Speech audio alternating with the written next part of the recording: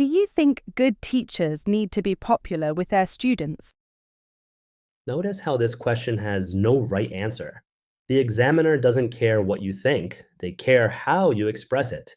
In this episode, I'm going to give you the exact framework for tackling Part 3 opinion questions with confidence, even when you have absolutely no idea what to say. And that's exactly why Part 3 terrifies so many students. I'm Felicity, that's Anthony, and welcome to episode 16 of IELTS Speaking Podcast. This is the final episode in our popular person trilogy. We covered the Part 2 cue card back in episode 4, explored celebrity topics in episode 6, and now we're tackling Part 3, where things get abstract and opinions matter. And, just so you know, the strategies you're hearing come from over 10 years of real examiner experience. Anthony has examined thousands of Part 3 discussions and knows exactly what separates Band 6 from Band 8.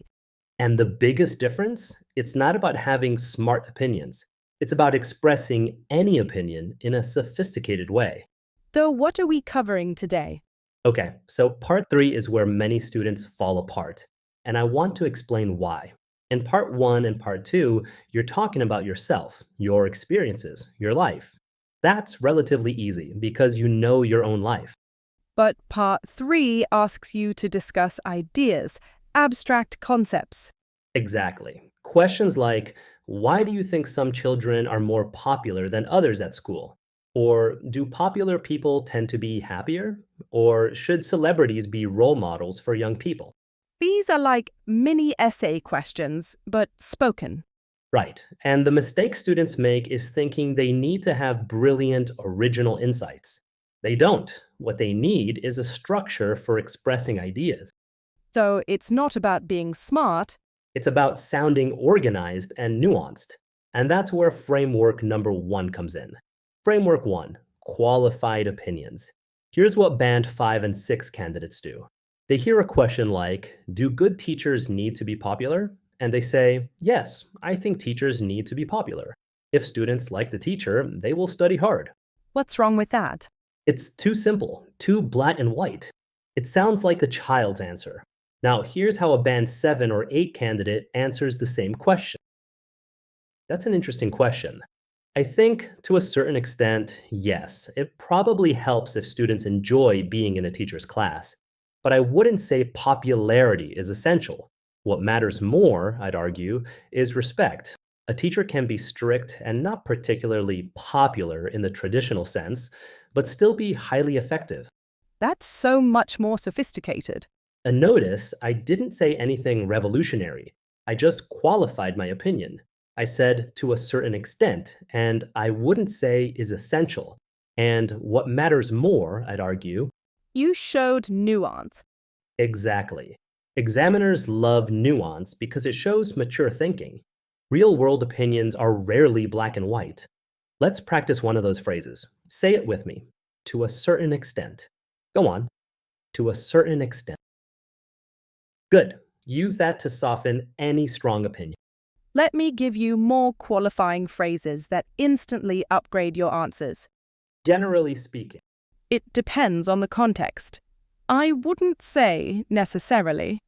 To some degree, yes, but. It's not quite that straightforward. So instead of yes or no, you use these. Exactly. And here's the key. You can still give a clear opinion after qualifying. Watch. Generally speaking, I'd say popular teachers probably do have an advantage. Students are more likely to be engaged. However, popularity alone isn't enough. See, I qualified it, but I still took a position. You're not being wishy-washy, you're being thoughtful. Exactly. There's a difference. Speaking of positions, if you're finding this helpful, take a second to subscribe. We drop new episodes weekly with more frameworks like this. All right, framework number 2, the both sides structure. This is incredibly powerful for any opinion question. The structure is simple. While some might argue position A, I personally believe position B. So you acknowledge the other side first. Right. It shows you've considered different perspectives. Let me demonstrate. Question. Do you think popular people are usually happier? Here's a band 6 answer. No, I don't think so. Popular people have many problems too. Money doesn't make you happy. That's okay, but a bit random. Right, and it jumps straight to no without showing any thought process. Now, here's the both sides version. Well, I can see both sides of this actually. On one hand, you might assume popular people are happier because they have more social connections, more validation from others. But on the other hand, and this is what I personally believe, popularity often comes with its own pressures, the constant need to maintain your image, the worry about losing status. I'd argue that can actually create more anxiety than happiness. That's like a mini debate in one answer. Exactly, and notice the structure. On one hand, acknowledge one side. But on the other hand, present the opposite. I'd argue, or I personally believe, give your position, Though you're showing you can think critically. which is exactly what part 3 is designed to test. Let me give you the key phrases. While it might be tempting to say, I can see both sides of this. on the surface it seems like, but actually, Some people might argue, however, I'd suggest let's practice one. Say it, I can see both sides of this. pause, I can see both sides of this. pause. Perfect. That phrase alone buys you thinking time and shows sophistication. All right, let's do a full role play. Felicity, you're the examiner. Hit me with a question from this topic. Felicity, examiner voice. Why do you think some children are more popular than others at school? That's quite a complex question, actually. I think there are several factors at play here. Generally speaking, children who are more outgoing or socially confident tend to be noticed more, which often translates into popularity. There's also the influence of things like physical appearance or athletic ability. Kids who are good at sports often have higher social status. But I'd also say that, to a certain extent, popularity at school often reflects family background. Children from more financially comfortable families might have access to the latest trends, the right clothes, the right gadgets, which unfortunately can affect how their peers perceive them. The reality is somewhat more nuanced than just some kids are popular and some aren't. I think it's a combination of personality, circumstances, and sometimes just luck, really. That was excellent. Can we break down what you did there?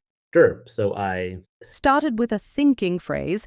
That's quite a complex question. gave multiple reasons, not just one. Used qualifiers. Generally speaking, to a certain extent. Acknowledge complexity. The reality is somewhat more nuanced. Ended with a summary thought.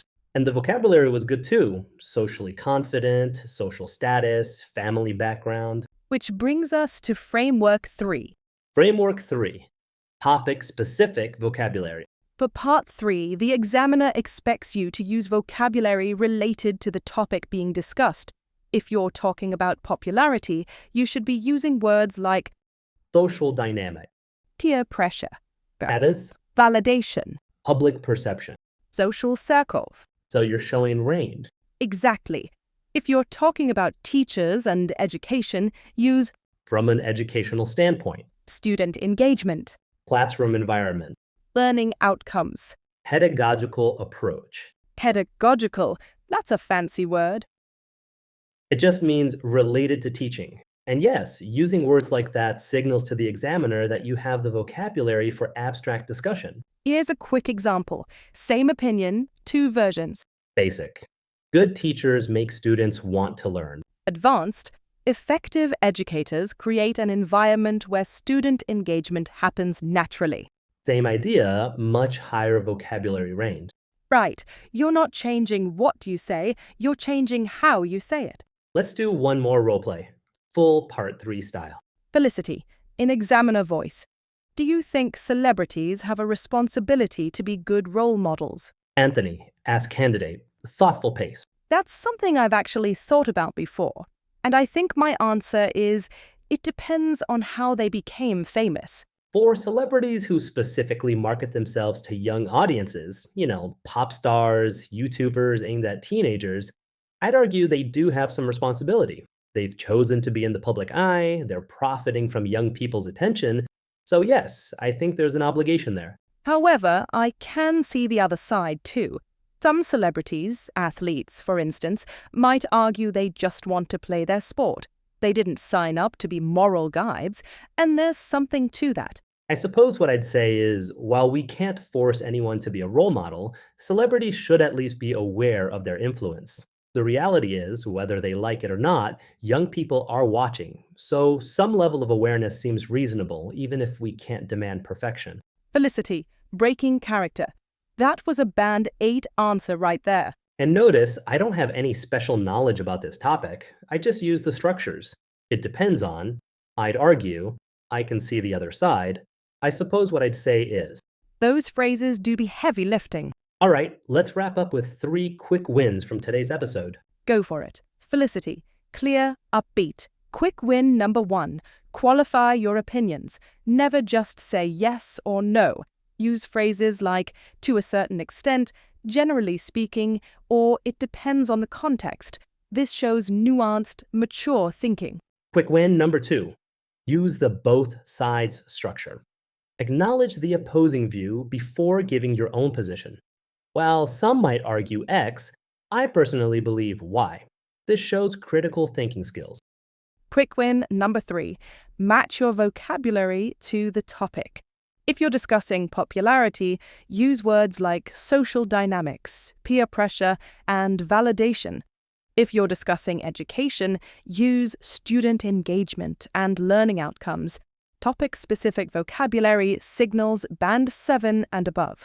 And remember these key phrases. To a certain extent. I can see both sides of this. While it might be tempting to say, The reality is somewhat more nuanced. from an educational standpoint. Write those down and practice them. They work for any Part 3 opinion question. And that's a wrap on episode 16 and on our popular person trilogy. If this helped you, hit subscribe. We're releasing new episodes every week. What's coming next? Next episode, we're going back to part 1 with a topic that comes up all the time, your weekly routine. Questions like, what's your favorite day of the week? Or are weekdays different from weekends for you? Those sound simple. They are simple questions, but most students give band 5 answers. I'm going to show you how to turn boring routine questions into band 8 gold. It's called Your Weekly Routine from Boring to Band 8. Can't wait.